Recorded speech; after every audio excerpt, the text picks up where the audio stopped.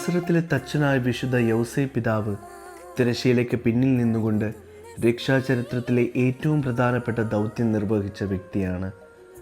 അദ്ദേഹം ലോകരക്ഷകനായ ഈശോയുടെ വളർത്തുപിതാവും ദൈവമാതാവായ പരിശുദ്ധ കന്യക മറിയത്തിൻ്റെ ഭർത്താവുമായിരുന്നു. തിരുവെഴുത്തുകളിൽ നീതിമാൻ എന്നാണ് യൗസേ പിതാവിനെ വിശേഷിപ്പിക്കുന്നത്. അദ്ദേഹത്തിൻ്റെ ജീവിതം മൗനത്തിൻ്റെ ജീവിതമായിരുന്നു. സുവിശേഷങ്ങളിൽ അദ്ദേഹത്തിൻ്റെ ഒരു വാക്ക് പോലും രേഖപ്പെടുത്തിയിട്ടില്ല.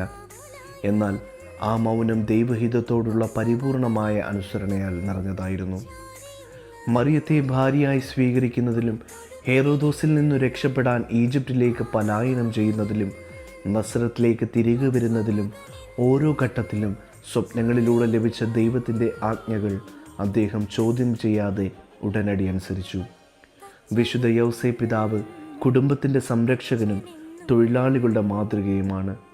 തൻ്റെ കൈകൾ കൊണ്ട് അധ്വാനിച്ചാണ് അദ്ദേഹം തിരുക്കുടുംബത്തെ പോറ്റിയത്.